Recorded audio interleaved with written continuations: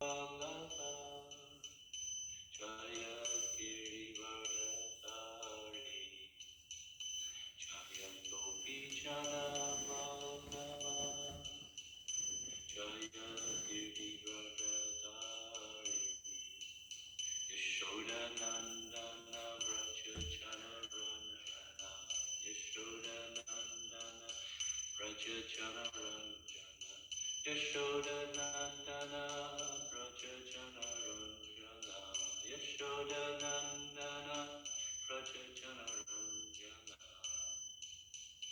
Yamuna Tira Manachari Yamuna Tira Manachari Yamuna Tira Manachari Yamuna Tira Manachari Jaya Radha Madhava Jaya Kunja Bihari Jaya Radha Madhava Jaya Kunja Bihari Jaya Gopi Chanavallabha Jaya Girivardhari Jaya Gopi Chanavallabha Jaya Girivardhari Yashoda Nandana Vraja Jana Ranjana Yashoda Nandana Vraja Jana Ranjana Yamuna Tira Manachari Yamuna Tira Manachari Jaya Radha Madhava Jaya Kunja Bihari Jaya Radha Madhava Jaya Kunja Bihari Jaya Radha Madhava Jaya Kunja Bihari Jaya Radha Madhava Jaya Kunja Bihari Jaya Vishnupad Paramahamsa Parivrajakacharya Ashtopadasata Shishimada Savanga Saboyacharya Arvinda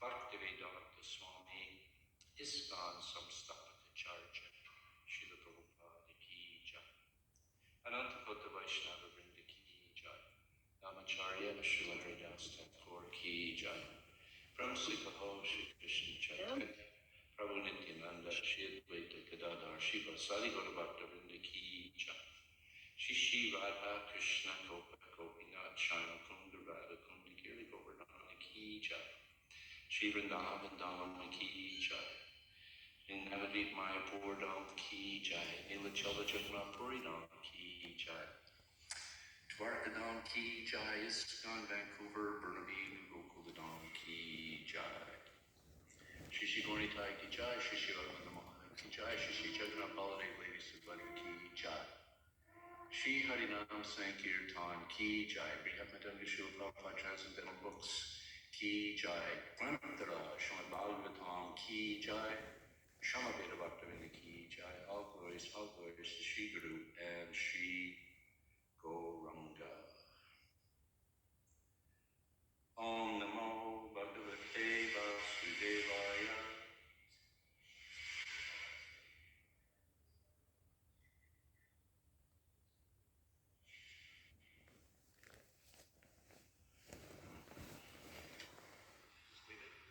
Devaya Om Namo Bhagavate Vasudevaya Om Namo Bhagavate Vasudevaya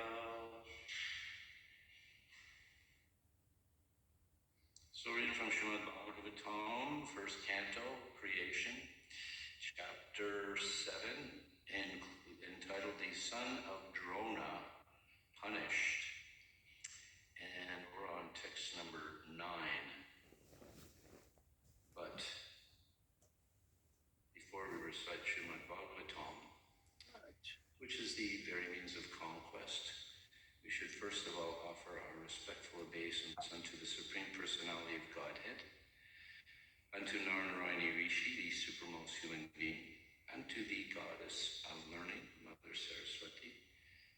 the author, Srila Vyasadeva.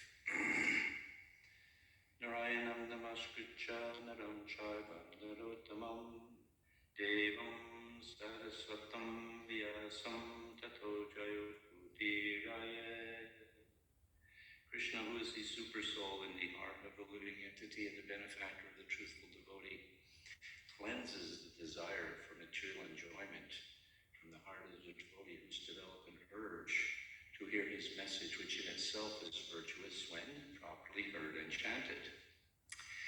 Astapreshu avidreshu nityam bhagavat sevaya bhagavatirtamashloke bhaktir bhavati naishtiki.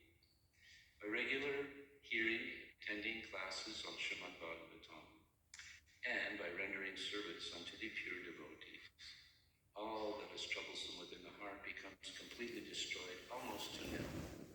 And loving devotional service unto the Supreme Lord, who is glorified with transcendental prayers, is established as an irrevocable fact.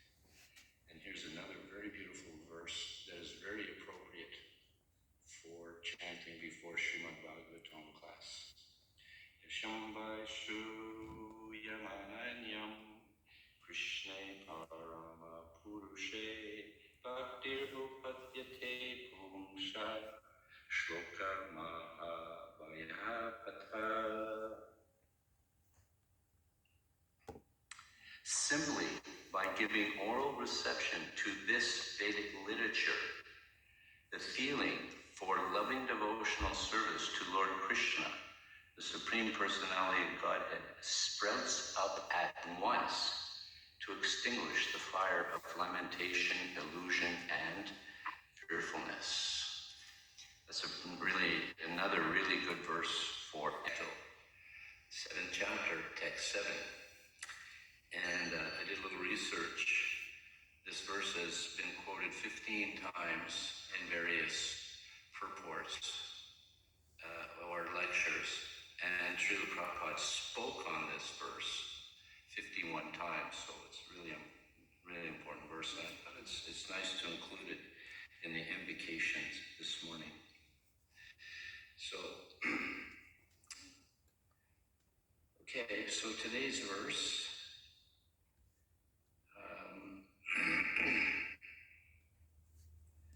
there's no one in the temple this morning, so.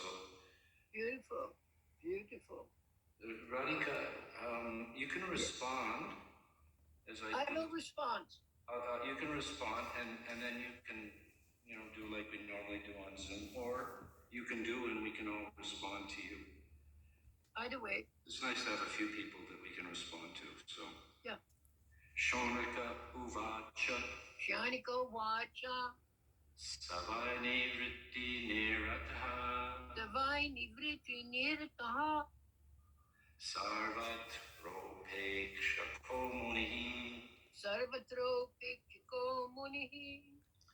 Kasyava bri atemitam. Kasyava bri atemitam. Atma Rama Samhabhasyat. Atma Rama Samhabhyasa. Shonaka uvacha. Shanika vacha. Savai nivritti nirataha. Savai nivritti nirataha. Sarvatro pekshako munihi. Sarvatra pakshiko munihi. Kasyava brihatim metam. Kasyava brihatim. Atma Rama Samabhavasat. Atma Rama Samabhyasat. Shonaka uvacha. Shanika vacha. Savai nivritti nirataha. Shana vacha chinika. Sarvatro pekshako munihi. Sarvatro pekshako munihi. Kasyava brihatim metam. Kasyava brihatim metam. Atma Rama Samabhasat. Atma Rama Samabhyasat. Shanika vacha. Shonaka uvacha. Savai nivritti nirataha. Savai nivritti nirataha. Sarvatro pekshako munihi. Sarvatro Kasyava Priyatamitam Kasyava Prihatim Etam Atmarama Samabhyasat Atma Rama Samabhasat Ayasat. Anyone else? Okay. Go to the word for word. Shonaka Uvacha. Shanaka Vacha. Shri Shonaka asked. Sri Shanaka asked, Saha. Saha, He. he, By.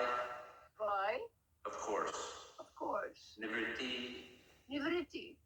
On the path of self-realization. on the path of self-realization. Nirataha. Always engaged. Sarvatra. In every respect. Upekshikaha. Indifferent. Muni. Munihi. Sage. Kasya. For what reason? Va. Or. Brihatim. Vast. Etam. This. Atma Aramaha. Atma Aramaha. One who is pleased in himself.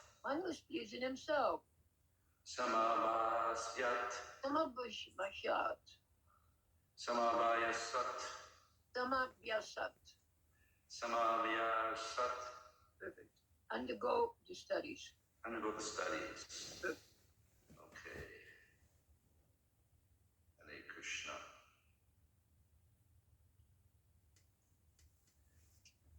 Okay. Translation and purport by His Divine Grace, A.C. Bhaktivedanta Swami Srila Prabhupada. Srila Prabhupada Ki Jai. Shonaka Rishi, Sri Shonaka asked Sutta Goswami. Sri Shukadev Goswami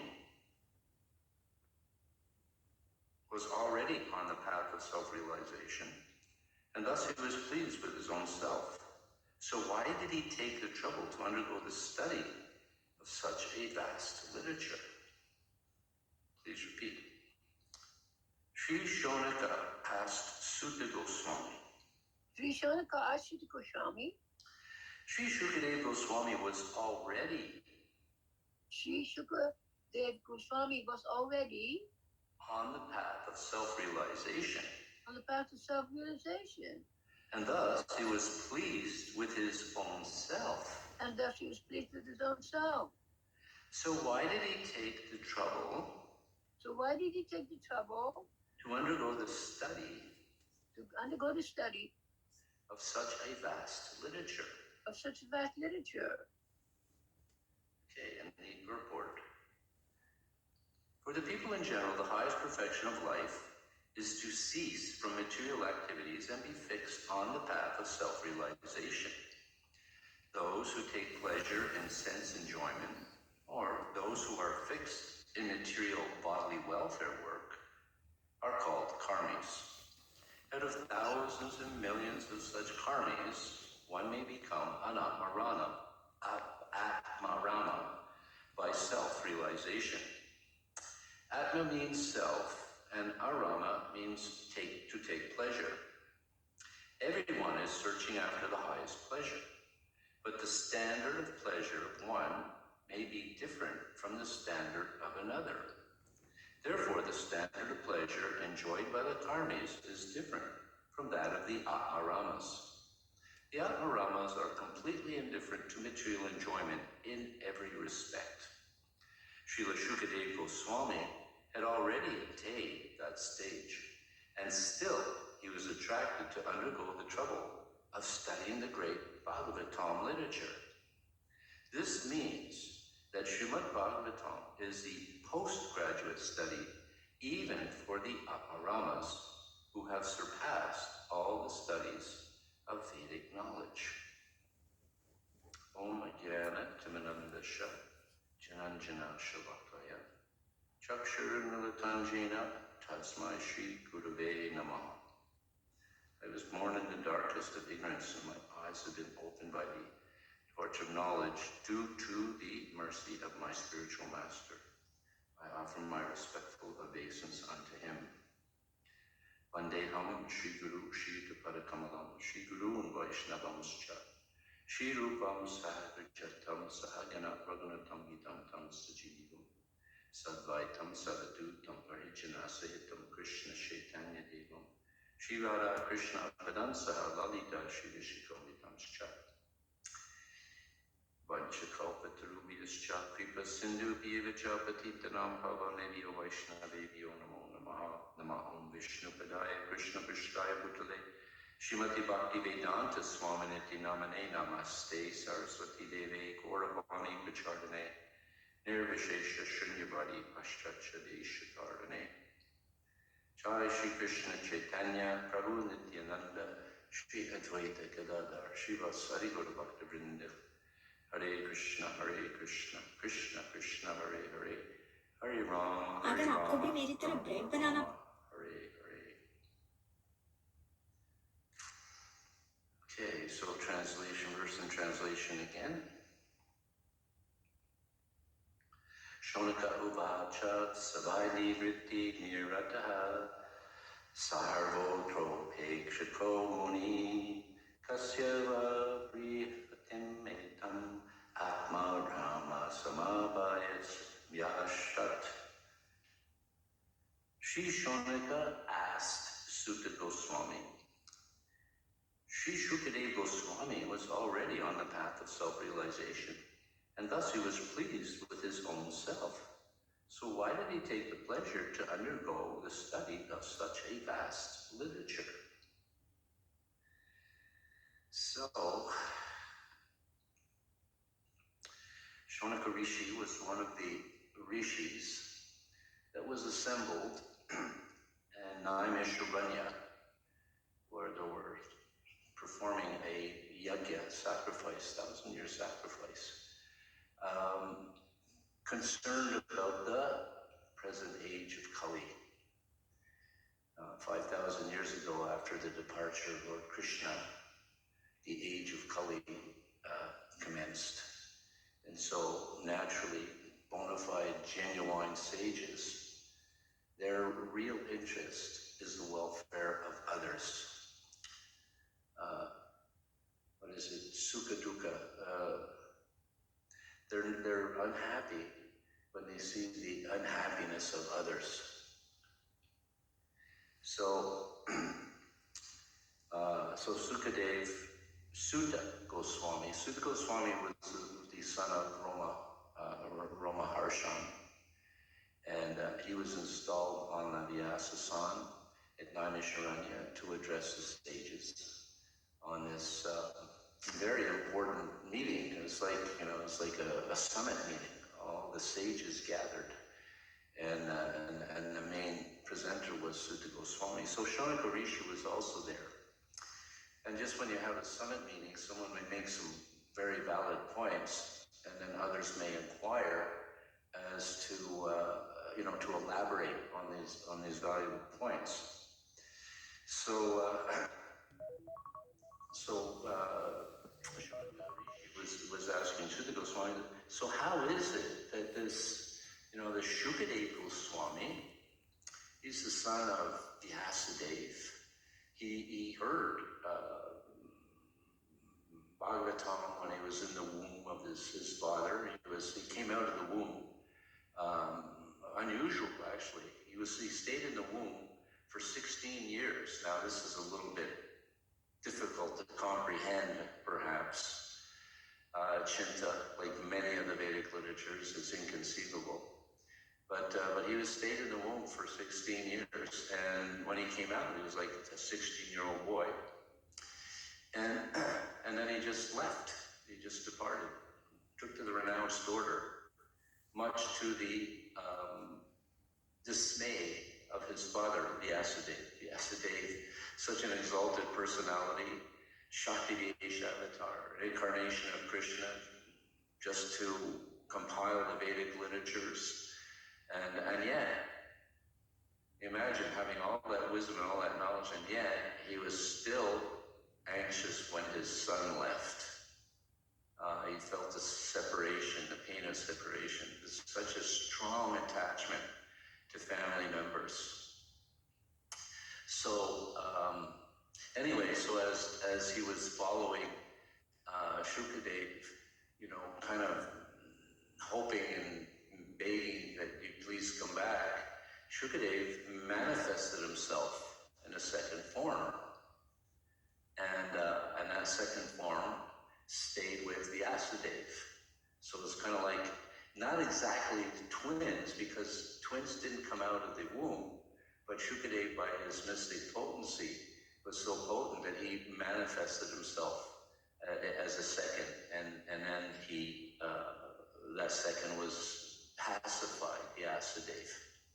So anyway, many of us already know these pastimes.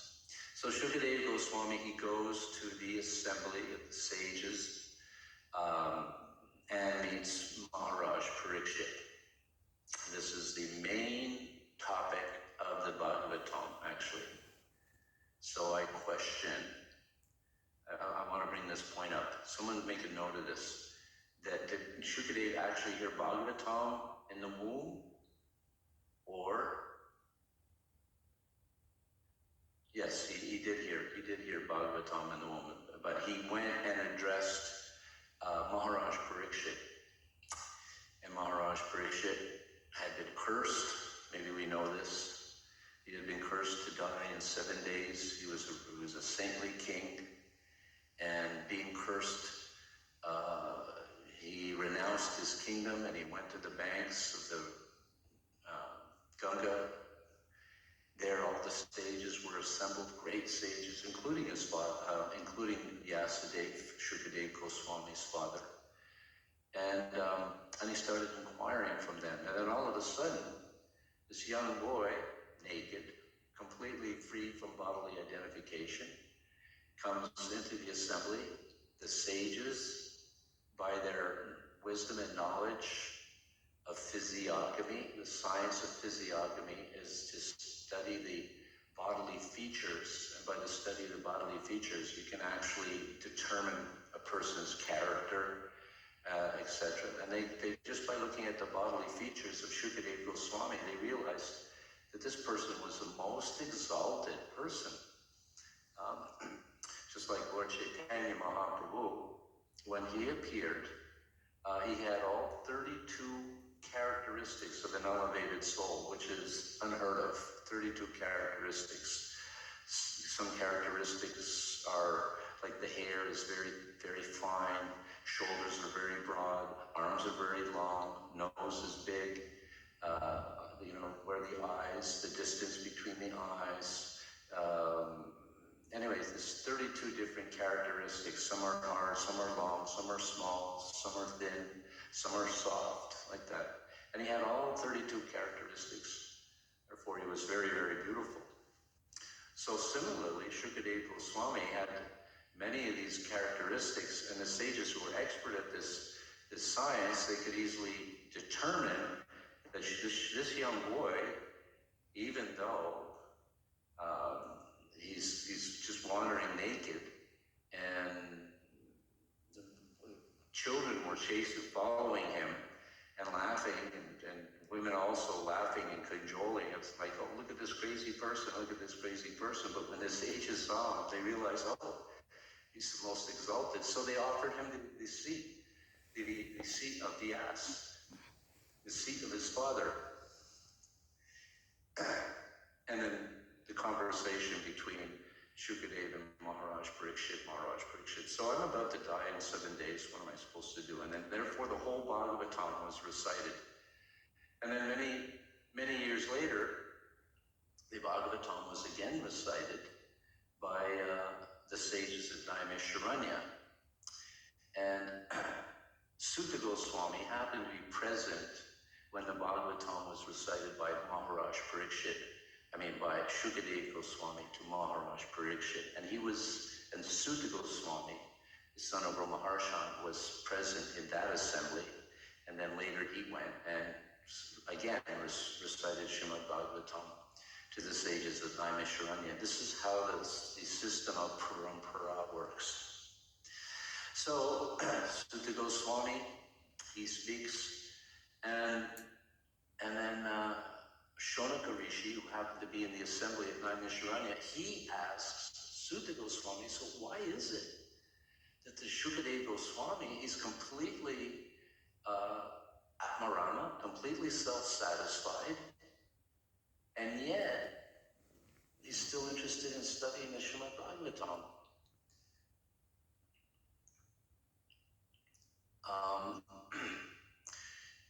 In the purport, Srila Prabhupada talks about most people are karmis. They're just in the material world. Actually, from another perspective, most people aren't karmis. Most people are known as vikarmis. There's three terms use the word karma. Karma means action, reaction. So there's karma, vikarma, and akarma. So karma, or karmis, they actually follow some religious path, some path of morality that's laid out in the Shastra. And as a result, they can be elevated to a better material situation, even all the way up to the heavenly planets. So some faiths, their objective is to be good, follow the principles of Dharma, and go to heaven, heavenly planets. And then heavenly planets, there's what is known as Satyaloka and Brahmaloka. Brahmaloka is the topmost. Brahmaloka is the duration of life is incredibly long. 8,400,000 years is just one day on the planet of Lord Brahma. So you multiply that by, you multiply that by 2, you get day and night. You multiply that by 30, you multiply that by 30 days, 12 months, that's 1 year, multiply that by 100. And then you get the duration of life on Brahmaloka, which is 311 trillion years, something along those lines. So, but even Abrahma Bhuvanaloka, Purnarabhortina Arjuna, even from the topmost planet down to the lowest, all are places where repeated birth and death take place. So those are the karmics. But the vikarmis are people that just engage in material activities and not following any particular moral or religious path of Dharma. And as a result, they become more degraded. They don't go upwards, they go downwards. And that's what most you see in the Kali Yuga because of the influence of the age of Kali. Sense gratification is rampant, sex, drugs, rock and roll. It's all part of the culture. You're just automatically born into it, and you kind of, by association, you get caught up in the karma activities, not even being aware that these activities will take you further into degradation from one life to the next. And then there's akarma. Akarma is our activities that are not material activities, but are spiritual activities. And these activities take you beyond Brahmaloka to the spiritual realm. So when Srila Prabhupada in the purport is referring to karma or karmis, they're referring just to the general population. But above the karmis, he uses the term atmaramas, the self-satisfied. They're completely self-satisfied. They're not interested in material things whatsoever. They're deriving satisfaction from a sense of self-realization. Sense of self-realization is, we're not this body. We're an eternal spirit soul. Therefore, if we're eternal, then why are we so caught up? No need to be caught up in material activities. We're satisfied within. We're satisfied being aware of our eternal identity, our eternal spiritual identity. Those are the Atmaramas. But even amongst the Atmaramas, there's even those who are even more satisfied. And those are the persons who are Krishna Bhaktas. Because the Atmaramas are kind of on a platform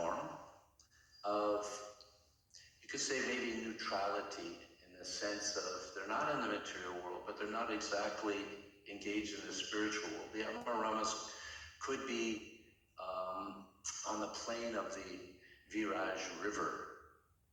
Between the material world and the spiritual world, there's what is known as the Viraj River. And the Viraj River separates the material world and the spiritual world. So within the Viraj River, that's a place of kind of neutrality. You're not in the material world, but you're not exactly in the spiritual world either. But you're self-satisfied. You're satisfied to be free from the contamination of material existence, from the anxieties of material existence. So the Viraj. So the Atmaramas are self-satisfied. However, we have many examples in the Srimad Bhagavatam itself where the Atmaramas become attracted to the topics of Srimad Bhagavatam, because the Srimad Bhagavatam is a different literature. It's a completely different literature. It's completely transcendental. In the maturity of his life, Vyasadeva, the compiler of Srimad Bhagavatam, in the maturity of his life, he compiled the Srimad Bhagavatam to give that literature that's completely free from karmic literature or karma kanda, elevating to the heavenly planets. It's free from Jnana Kanda section of the Vedas, which gives one the Atmarama position, self-satisfied, and up to the, forget the term, up to the devotional platform, which is the eternal constitution of the living entity. And that is the highest stage, and this is what Srimad Bhagavatam brings us. So even persons like Shukadeva Goswami are attracted to the Srimad Bhagavatam. When Lord Chaitanya, he met with the impersonalists, the Jnani yogis in Banaras. What's the other name of Banaras? Kashi was the original name. Varanasi. Repeat that again? Varanasi. Thank you, Varanasi. I've been there a few times, so I don't know why I couldn't remember. Yeah, Varanasi, Banaras. It was the seat of the impersonalists. And at the head of the personalists, Prakashananda Saraswati, this is 500 years ago during the time of Lord Chaitanya. Lord Chaitanya went there and he had a debate with Prakashananda Saraswati. And within the pages of the Bhagavatam is the Atmarama verse. So Prakashananda, quoted this verse to substantiate his position about being self-satisfied on basically the impersonal platform. But then Lord Chaitanya also made reference to the same Atmarama verse. It says, even the self-satisfied are attracted to Srimad Bhagavatam. And then Lord Chaitanya, in 64 different ways, gave the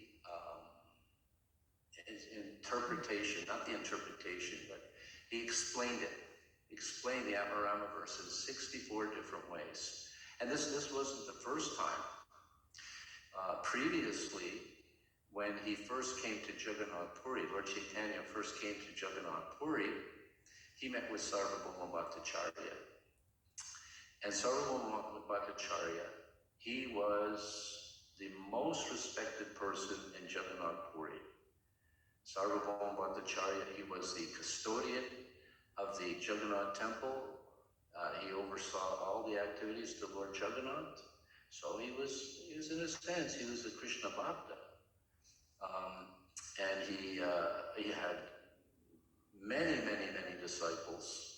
Doesn't exactly give an exact figure, but hundreds of disciples. And he was considered the most learned person at the time. But his shortcoming was he was just Atmaram. He was just self-satisfied. He was just an impersonalist. So when Lord Chaitanya came to Jagannath Puri, he had a brother-in-law, his name Gopinath Acharya, not Lord Chaitanya, sorry. Sarvabhauma Bhattacharya had a brother-in-law, Gopinath Acharya. And Gopinath Acharya was a devotee of Lord Chaitanya and understood and realized Lord Chaitanya is the Supreme Personality of Godhead. So he had a conversation with his brother-in-law, Sarvabhauma Bhattacharya and Gopinath Acharya. And a debate took place with Sarvabhauma Bhattacharya expressing his perspective on impersonalism, and Gopinath Acharya expressing his perspective and realization on personalism, and trying to convince his brother-in-law that Lord Chaitanya is the Supreme Personality of Godhead, but Sarvabhauma Bhattacharya could not accept it.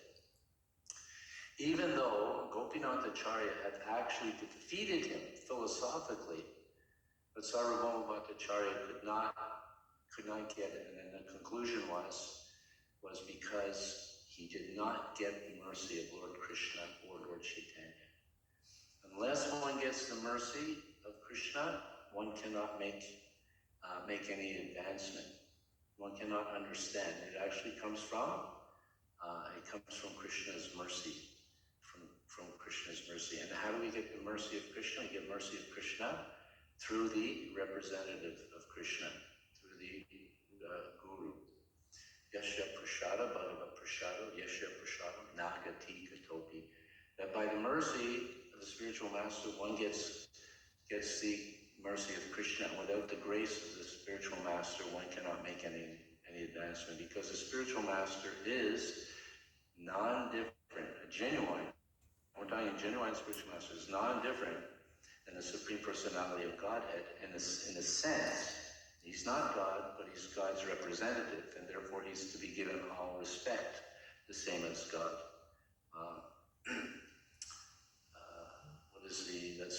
The previous verse. Shakshadari Vena Samasta Shastri Tastata Bhavyata Evasat Kintu Prabhorya Priyavitasya Vande Garoshri Charanaravinda. The spiritual master is to be worshipped as much as like the Supreme Personality of Godhead, because he is the intimate associate of the Supreme Lord, and he can give Krishna. And this is confirmed in all the Vedic literatures and followed by all the authorities. So Sarvabhauma Bhattacharya did not get the grace of Krishna, therefore he could not comprehend.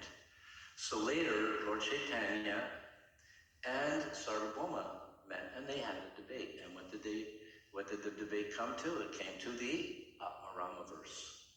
Sarvabhauma Bhattacharya quoted the Atmarama verse from Srimad Bhagavatam, but gave his interpretation, I think, in 16 different ways. I'm not exactly sure of the figure.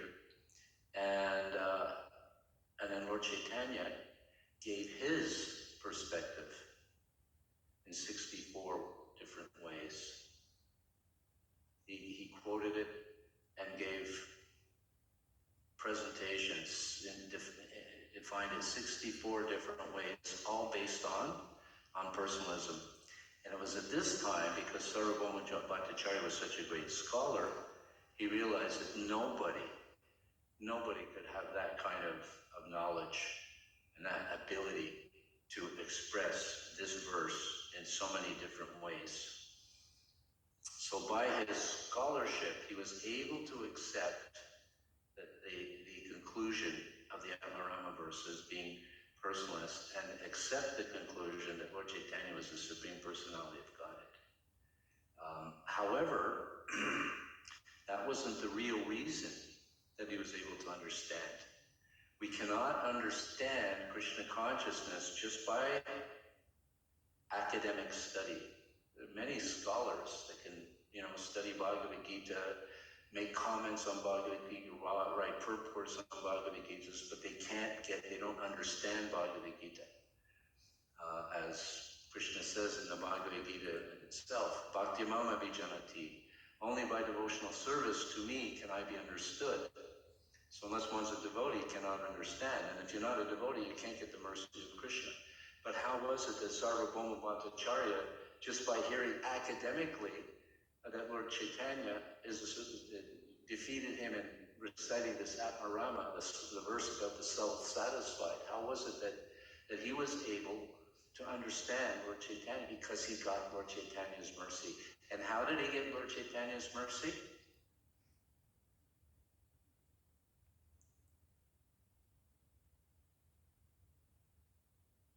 He served the devotees. He served Lord Chaitanya's devotees. And therefore he got the mercy of Lord Chaitanya. And he became a great Vaishnava. So much so that when Lord Chaitanya was going to travel to South India, Sarvabhauma Bhattacharya said, you know, when you go to South India, you're going to go to a place which is presently Chennai. And I forget the name of it at the time. South India, and there's a great devotee there by the name of Ramananda Roy. Previously, I used to think that Ramananda Roy was just, you know, some sentimentalist, just a sentimentalist. But now that I've come to the understanding of the highest realization of the personal association, and that you're the Supreme Personality of Godhead, you're going to appreciate meeting this Ramananda Roy. So Sarvabhauma was converted based on the Atmarama understanding and bringing it to a higher position. Prakashananda Saraswati was also convinced. First of his disciples, his 1,000 disciples of Prakashananda Saraswati were convinced about the Lord Chaitanya is the Supreme Personality of Godhead, genuinely so. And then Prakashananda Saraswati also became convinced when they discussed this Atmarama verse in the Srimad Bhagavatam, which claims that even the self-realized, the Atmaramas, they are attracted to the loving pastimes of the Supreme Personality of Godhead. So the karmis are in the material world, and they engage in mundane material activities. If they're fortunate, they'll engage in some kind of dharma which will help elevate them, but they'll remain in the material world. Whereas the Atmaramas, they're self-satisfied. They'll come to the, you could say, to the border of the spiritual world, the spiritual realm. They may go into the spiritual realm and enter into the Brahma Jyoti, the effulgence of the Lord, the white light. But it's only the highest level are the devotees who actually go to the planets of the Lord, the Vaikuntha planets, and ultimately those very fortunate souls go to Goloka Vrindavan, the planet where Lord Krishna resides, and Lord Krishna has his eternal loving pastimes. And all of that is coming from Krishna. Ham sarvasya prabhavo matta sarva pravartate. Krishna says, from me both material and spiritual worlds emanate. So, and the wise who know this, they engage in my loving devotional service. Bahunam jamanamante gyanamam prabhajante vasudev sarvamiti samahatma sabrurva. After many, many births, one who is in real knowledge accepts Vasudev, another name of Krishna, to be all in all. But Samahatma Sudurlabha, Sudurlabha. Durlabha means rare and Su means very. So such a great soul is very rare. Except Krishna is the Supreme Personality of Godhead. Except Lord Chaitanya is the Supreme Personality of Godhead. To go beyond Atmarama, self-satisfaction, and then come to the loving devotional service of the Supreme Lord. Susulabha. Manushanam sahasreshu kaschit yatari siddhi. At 1,000s, one may endeavor for perfection, and hardly one understands me in truth. So out of 1,000s, many will endeavor to understand spiritual subject matter.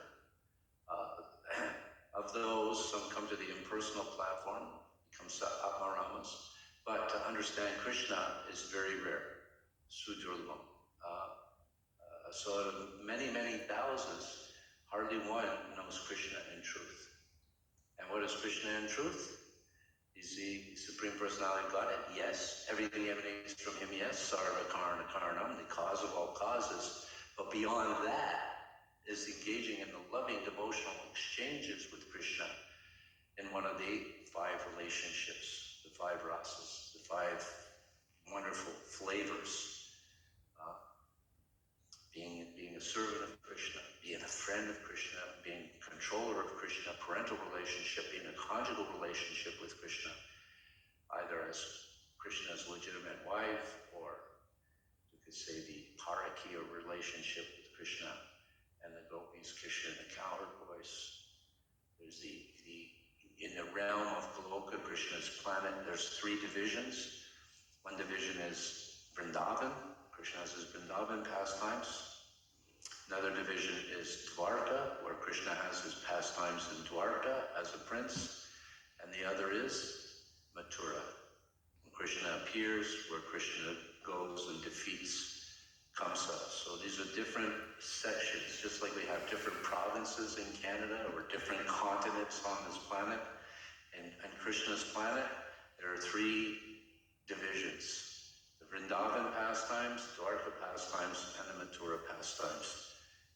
And for one who is very, very fortunate to come beyond the self-satisfied, the Atmarama platform, it's not that you lose being self-satisfied, you become more satisfied.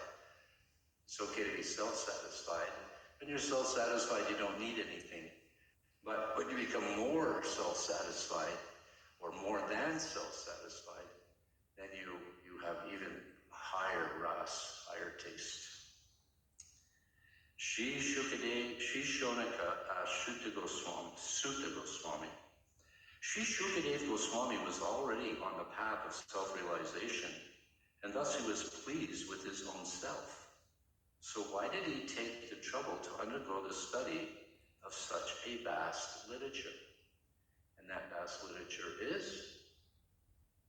Srimad Bhagavatam.